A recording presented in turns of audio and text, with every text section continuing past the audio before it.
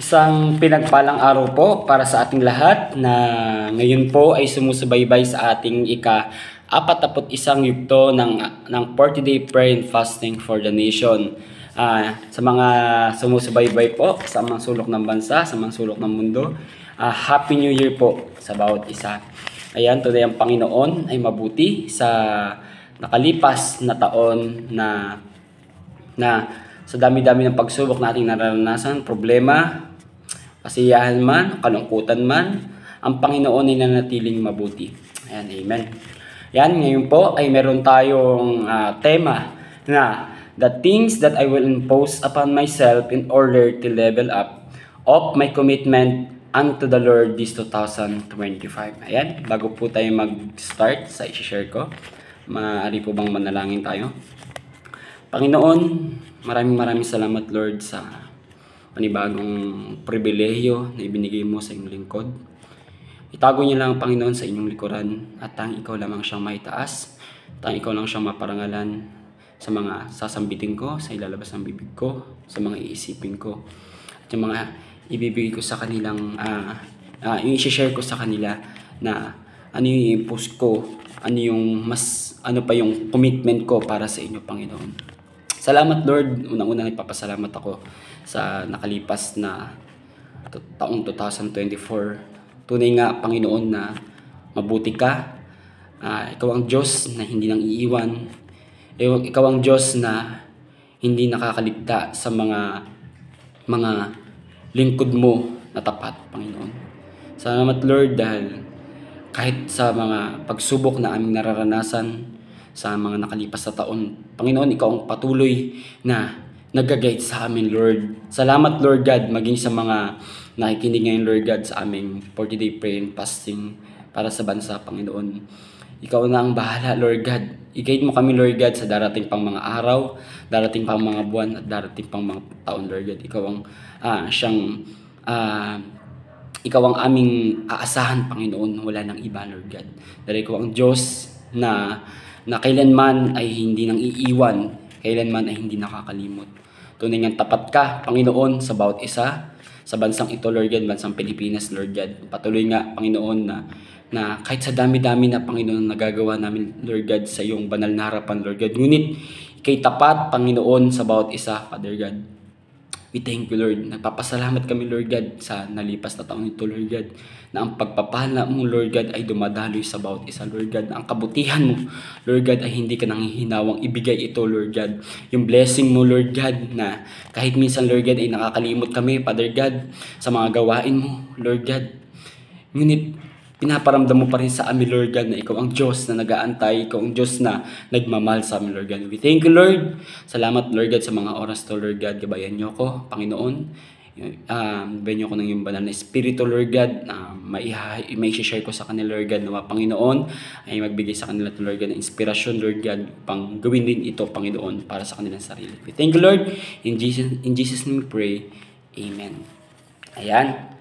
Ang ating pong tema uli po ay ang the things that I will impose upon myself in order to level up my commitment unto the Lord this 2025. So tayo, di ba, tayo bilang tao na lang, bilang isang tao. Meron tayo every tumutungtong ang taon-taon. Meron tayong mga tinatawag na New Year resolution, di ba po ba? Amen. Lahat tayo may mga kanya-kanyang plano. Lahat tayo may mga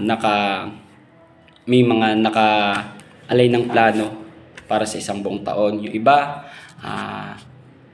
maghanap na ng trabaho. Yung iba ayusin sa pag-aaral. Yung iba ayusin yung sarili. Yung iba pa nga magda-diet daw, di ba? Amen. So tayo bilang isang Kristiyano, ano ba yung plano naman natin para sa Panginoon? Ano ba yung commitment natin sa Panginoon? O paano natin ito male-level up? Ibig sabihin, kung ikaw may commitment sa ministry mo, sa gawain ng Panginoon, paano mo pa ito ma-level up? Ano yung things na may impose ako personal sa sarili ko. So tayo, marami tayong balaking sa buhay, kahit na tayo ay Kristiyano. Minsan sa makamundo pa nga, na gusto makaipon, makabili ng bahay, yan, amen. Karoon ng sasakyan, yan. Pero, tayo, ano ba yung ma-impose natin sa sarili natin para sa Panginoon? O yung dito sa tema natin, the things that I will impose upon myself in order to level up my commitment unto the Lord this 2025. So ako personally, sobrang dami kong gustong gawin para sa Panginoon. Kung nakaraang taon o mga nakalipas pang taon, siguro masasabi kong hindi pa ganun totally talaga ibinibigay ko yung best ko para sa Panginoon, yung total na commitment sa Panginoon. Kasi ako inaamin ko sa sarili ko, may mga times na ipagpapalit ko ang gawain ng Panginoon para sa sarili ko. May mga times na nakakalimutan ko ang Panginoon. Pero nagpapasalamat ako sa Panginoon dahil never niya akong pinabayaan. Never niyang pinaramdam na nag-iisa ako. Na sa kabila ng mga pagsubok na nararanasan ko, hindi lamang sa sarili, kundi sa pamilya din. Sobrang daming nangyari ngayong taon. Daming pagsubok na sabi nga Panginoon, di ba? Doon tayo pinapatatag yung pananampalataya natin sa pamamagitan ng mga pagsusubok. So ako, siguro ngayong 2025, ang dami kong gustong gawin para sa Panginoon. Yung ministry ko, ayan. Pinagdarasal ko yung ministry ko. Then, siguro more commitment sa Panginoon, lalo na sa gawain niya. Na mas unahin siya kaysa sa anumang mga bagay. Kaya humingi ako ng kapatawaran sa Panginoon kung may mga times na ipagpapalit ko siya sa pansarili ko. Yan, inaamin ko po yan. Kung may mga times na nakakalimutan ko ang Panginoon. Pero this 2025, siguro mas ile-level up ko pa yung commitment ko sa Panginoon, na mas iano ko pa yung eagerness ko na magpalalim pa sa Kanya yung ministry na ibibigay niya sa akin. At alam ko ibibigay niya to ngayong taon. Ayan, nagpapasalamat ako sa Panginoon dahil yung prayer ko na sobrang tagal na, ilang years na ba ako sa CLF na botas, almost 6 years na. Ayan, salamat sa Panginoon, or 5 years. Salamat sa kabutihan ng Panginoon. Yun, siguro ang iaano ko na lang ngayon is yung ministry ko sa Panginoon. Syempre, hindi lang naman pwede na leader ka, hindi lang pwedeng umaating ka lang every Sunday, hindi lang pwedeng umaating ka ng gawain ng Panginoon. Kailangan pa rin ng ministry. Ayan, salamat sa mga leaders na patuloy na nag-i-encourage sa akin na nag-aabang kung ano ba yung ministry na papasukin ko. Although, isa na akong leader, yan, salamat sa Panginoon dahil binigyan niya ako ng oportunidad na humawak ng mga mentees, ng mga tuturuan, gagay, magiging kuya nila. Ayan, salamat sa Panginoon.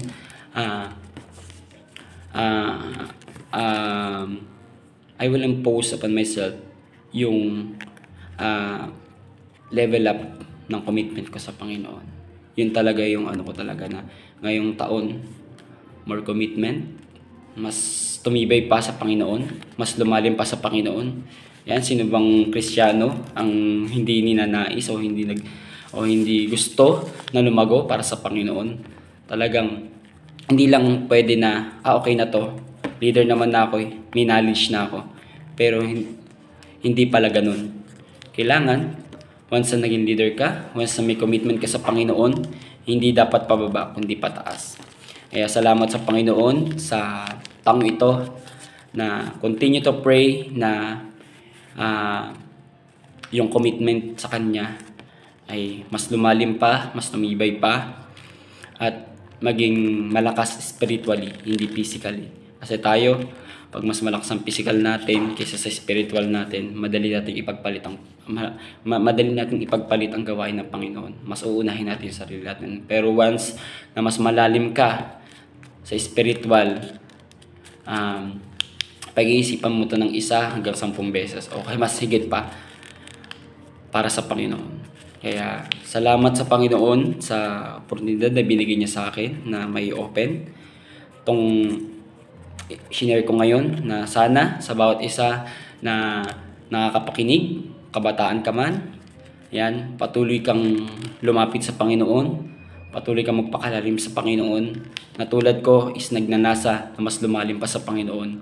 Yung ministry na hinahawakan natin, kung leaders ka man, kung elder ka man, kung pastor ka man, kung youth ka man, simulan mo na ngayon na magplano naman para sa Panginoon. Yung full commitment sa Panginoon. Kasi sa totoo lang, once na ikaw ay may commitment sa Panginoon, hindi ka nag-commit sa tao, kundi sa Panginoon. Kaya salamat sa Panginoon na may mga ganito tayong gawain. Sharing, yan, ng Word of God, sharing ng personal life, sharing ng kung paano mo mapapalago ang sarili mo para sa Panginoon. Hindi lang pwede na okay na yun na umaatin ako every Sunday, okay na yun na umaatin ako sa gawain ng Panginoon, okay na yun na present ako lagi.